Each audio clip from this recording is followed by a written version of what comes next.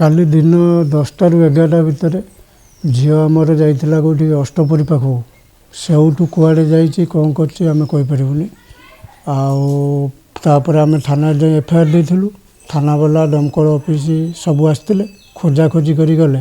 କିନ୍ତୁ ଆମର ଏଠି ପାଖରେ ଜଣେ ଶତ୍ରୁ ଅଛନ୍ତି, ସେ ଧମକ ଚମକ ବହୁତ ଦେଇଛନ୍ତି। ଏ ମାସେ ତଳେ କୁଆଡ଼େ ଦେଇଥିଲେ ଆମେ ତୁମ ଝିଅର ଲାଶ ହଜେଇ ଦେବୁ ହେଲେ। କାଲି ରାତିରେ ପୋଲିସ ଆସିଥିଲେ, ରାତି 1ଟା ସାଢ଼େ 1 ବେଳେ ଏଠୁ ଗଲେ। ଆଜି ଏଇ ପୋଲିସ ଇଏ କୁକୁର ନେଇକି ଆସିବେ ବୋଲି କହିକି ଯାଇଛନ୍ତି। এইভাবে ঝিও কালি 10:30 বেড়ু যাইছে কুଆଡ଼େ পଳେଇ କୀର୍ତ୍ତନ ପାଖରୁ। এইଭଳିଆ ଖୋଜାଖୋଜି ଭଲ ମନ୍ଦ କଲୁ। ତାପରେ ଥାନାରେ ଯାଇ ଏଫଆଇଆର ଦେଲୁ। ଯାଇକିରି ଥାନା ବାଲା ଆସିଲେ, ଖୋଜାଖୋଜି ଏମିତି ଭଲ ମନ୍ଦ ଅଡ଼ସରି କଲେ। ଆପଣ କ'ଣ ଭାବୁଛନ୍ତି? ଝିଅ କୁଆଡ଼େ ପଳେଇ ଯାଇଛି ନା କ'ଣ?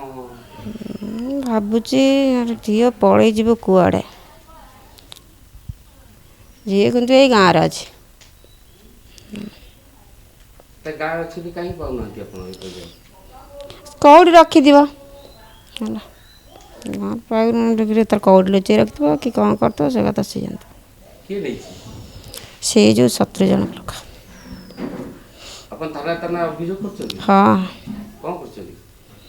ଥାନାରେ ଦିଆଯାଇଛି, କୁହାହେଇଛି।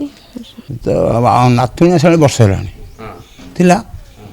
ଆଉ ତା ଭିତରେ ଏଇରକମ ତା ନାତିଟା ଯେତେବେଳେ ମରିଗଲା, ସେ କହିଲା ଯେ ତୋ ନାତୁଣୀ ତାକୁ ମାରିଛି। ହଁ ଆଉ ତାପରେ ମୁଁ ତା ଜୀବନକୁ ନେବି 6 ମାସ ଭିତରେ, ଦେଖନ୍ତୁ ତା ଜୀବନ ନେବି। ଆଉ 6 ମାସ ତ ହେଇନି। ଆଉ କିଏ ଧମକ ଦେଇଥିଲା? ଏଇ ଯେଉଁ ବିନୁ ଦାସ। ଆପଣ କାଲିଠୁ ନାତୁଣୀ ପାଉନାହାନ୍ତି? ନା। ଥାନା ଅଭିଯୋଗ କରୁଛନ୍ତି? ହଁ, କରୁଛନ୍ତି। କ'ଣ ଚାହୁଁଛନ୍ତି? ଆଉ ଚାହିଁବେ କ'ଣ? ଏ ନାତୁଣୀ କେମିତି କ'ଣ ମାନେ ମିଳିବ, ଏ ହେଉଛି କଥା। କାଲି 10:30 ବେଳୁ 10:45 ସେ ଝିଅ ନିଖୋଜ ଥିଲା। ନିଖୋଜ ପରେ ତାଙ୍କ ପରିବାର ଲୋକ, ପୁଲିସ ଆଉ ଫାୟାର ଟିମ୍ ସମସ୍ତେ ବହୁତ ଆପ୍ରାଣ ଉଦ୍ୟମ କରିଥିଲେ, ଖୋଜାଖୋଜି କରିଥିଲେ, ରାତି ସାରା ମଧ୍ୟ ଖୋଜାଖୋଜି କରିଥିଲେ। ଆଜି ହଠାତ୍ ତାଙ୍କର ଡେଡ୍ ବଡି କେନାଲରୁ ଜଷ୍ଟ ଏବେ ମିଳିଲା। ଆଉ ଇନକ୍ୱେଷ୍ଟ ହେବ। ଇନକ୍ୱେଷ୍ଟ ପରେ ପୋଷ୍ଟମର୍ଟମ ପରେ ଆକ୍ଚୁଆଲ କଜ୍ ଅଫ୍ ଡେଥ୍ ଜଣାପଡ଼ିବ।